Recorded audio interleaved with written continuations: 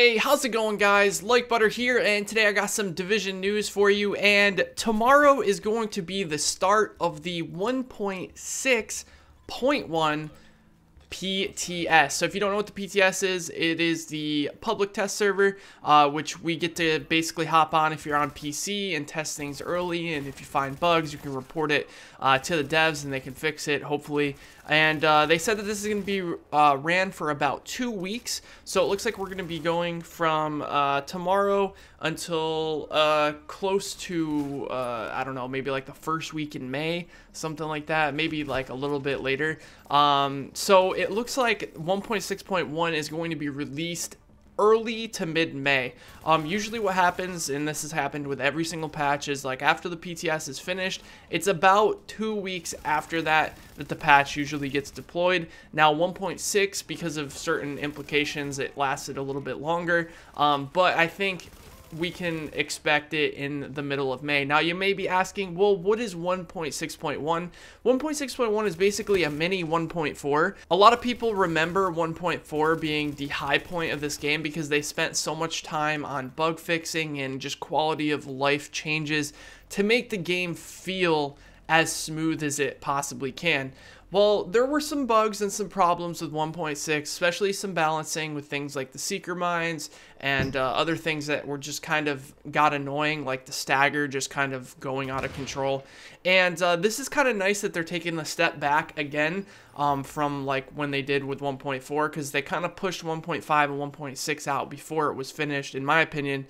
So it's going to be nice that we're getting a bug fixing patch. Now, of course, a lot of people are going to be like, well, are we supposed to be excited for bug fixing? Is there a gear score increase? There's no new content, guys. The only new thing that we're going to be getting, which I'm actually super excited for, is loadouts, because a huge part of the reason why I haven't like tried different builds and why I've just kind of stuck with one build is because switching between builds is super frustrating and time consuming. You got all your mods, you got all the different gear, and then sometimes you might forget which pieces you're using.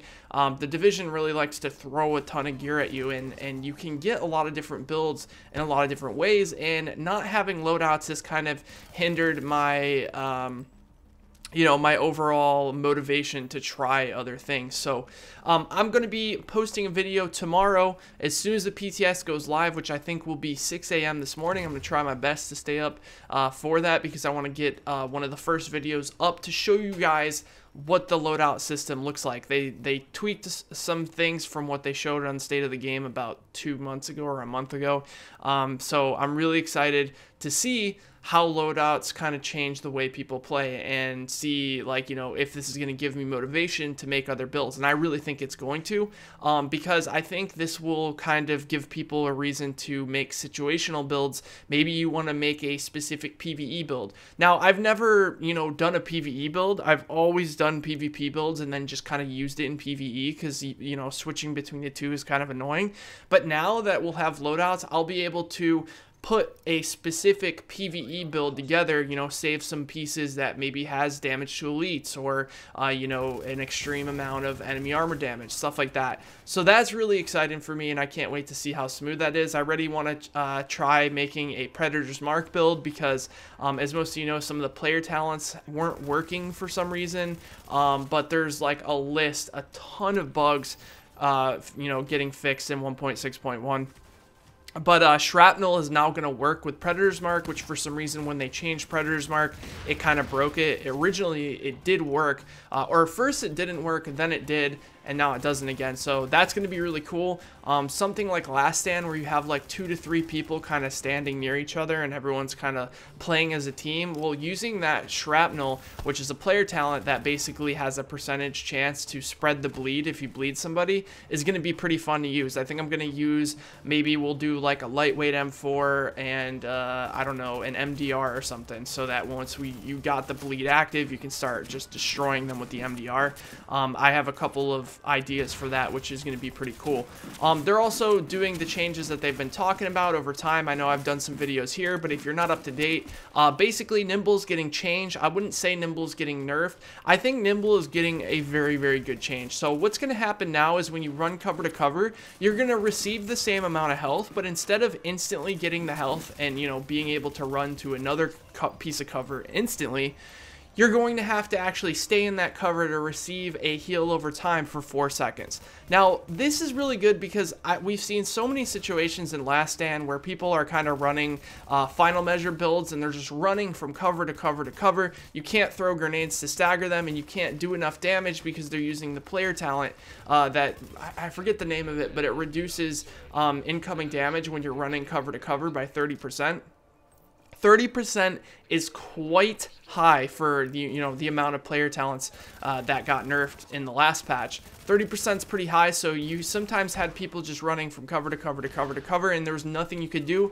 Every time, you know, you'd throw a nade to stagger them, the final measure would just eat the grenade, and you couldn't do enough damage before they hit the next piece of cover. So it was one of those really, really annoying things that you would come across sometimes, and it kind of just made you like want to give up on that gunfight, which just kind of sucks, because the second you turn your back, they'd start shooting you again. You turn back around and try to fight them, and they'd start rinse and repeat. It's just really, really lame. Also, they're doing some level design changes for some of the camping areas in Dark Zone 2.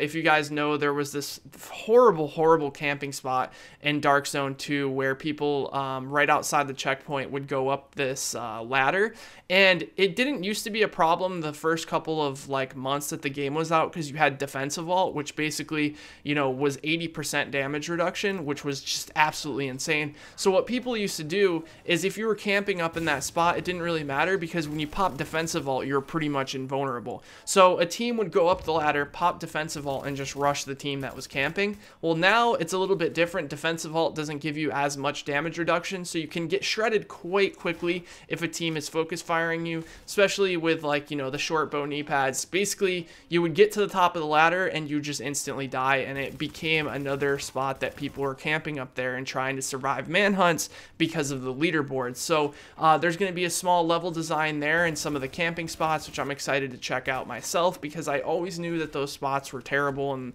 there never should be a spot where you have to go up a ladder and that there's only one entry there. So if I were to guess what they're going to do, either they're going to take the ladder completely out, or they're gonna, but that doesn't really seem like a level design change, right? So what I think they'll do is they'll probably make a staircase on the side of it so that there's two ways to go up. There will be the ladder and there will be the staircase. So if you really want to, you know, set up a flank on those people camping up there, that's something that you can do. So that's going to be interesting.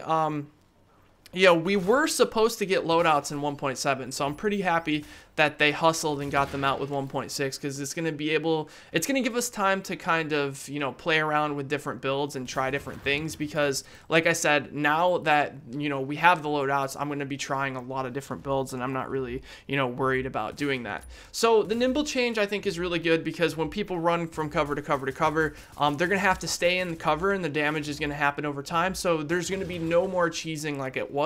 However, in PvE, it's still going to be very, very useful, because most of the time that you want to run from cover to cover, you want to end up being behind cover to receive that heal. So I don't think nimble is going to be bad. I don't think it's going to be as good as it was, because of the unpredictable amount of heal that you get. But I think nimble is going to be just fine, guys. Another thing, they're taking the stagger down on NPCs and also players, which means that when you get shot with an SVD and Deadeye, or you're getting shot with a Golden Rhino, or all those really high stagger weapons, you're not going to have your screen jumping all over the place like it used to be. That used to be so frustrating, and I think it's because they increased it for 1.6 to try to make the shotguns more viable, and I think there's a little bit of a better way that they could do that. My idea a long time ago, which they never implemented, was just to kind of, you know, create stagger in a different way, not necessarily make it so that somebody, you know, is, you know, aiming everywhere, but maybe just slow their movement just a tiny bit, like 90% or something like that, like it is when you're bleeding.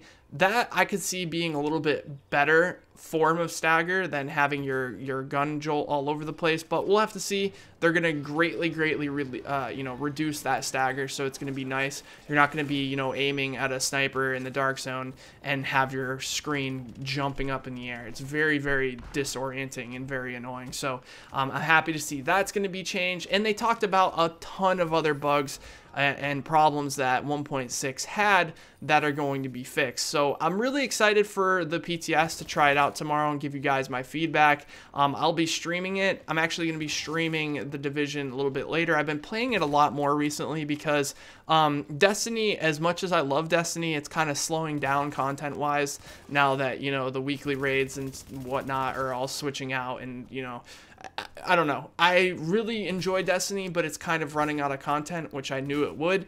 And I'm starting to enjoy the Division a little bit more. So seeing that we're going to be getting new content here in, May for 1.6.1, then probably either June or July, I want to say, for 1.7, it's going to be really, really interesting to see the new things that they add. There's been rumors about there possibly being a Battle Royale mode and also a different version of Last Stand, which I'm really hoping is a 4v4 competitive mode, which I actually made a video talking about yesterday. If you missed that, be sure to check it out. Basically, I go through the Dark Zone and show all the awesome level design that Red Storm did in the last patch, adding DZ 7 and 9. There's a lot of landmarks in DZ 7 and 9 that have fantastic level design. It's almost like they built some of the landmarks to be like multiplayer maps, and that's not really surprising considering it's coming from Red Storm, the ones who made Rainbow Six Vegas and Rainbow Six Vegas 2. So the level design is absolutely superb, and it would make for a really amazing 4v4 mode, and I hate to see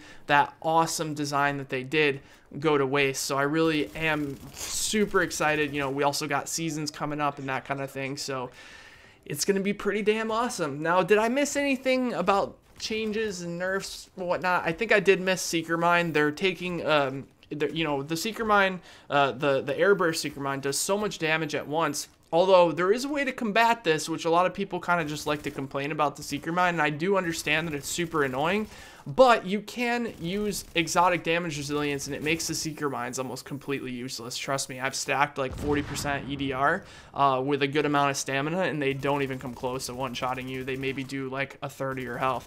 And I know it can be super frustrating, but they're going to be changing the initial blast of the Seeker Mines. They are going to be going from the initial blast to the damage over time that you receive from catching on fire. So it's kind of a Seeker Mine nerf, but it's going to be nerfed in a way that's not going to make them completely useless. So I'm really excited to see that in the future. Thank you guys for watching this video. I'll let the rest of this underground, 2 phase, I want to say, play through. Thanks for watching, guys. I really do appreciate all the love and support you guys have been giving me, and for the people sticking around through this really dry period in the Division. You guys are so awesome. I love you guys, and if you have any comments, leave them in the comment section below, and I will bring you that loadout video tomorrow. All right, take care, everybody.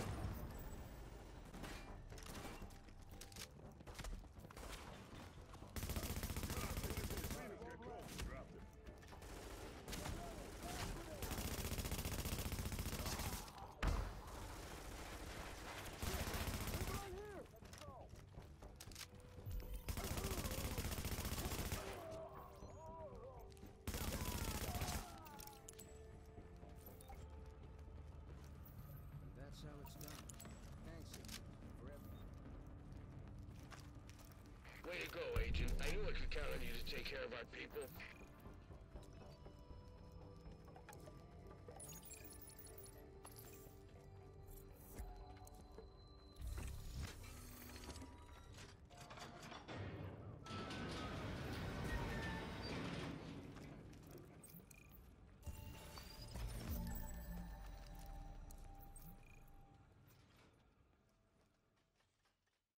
Holding back for anyone.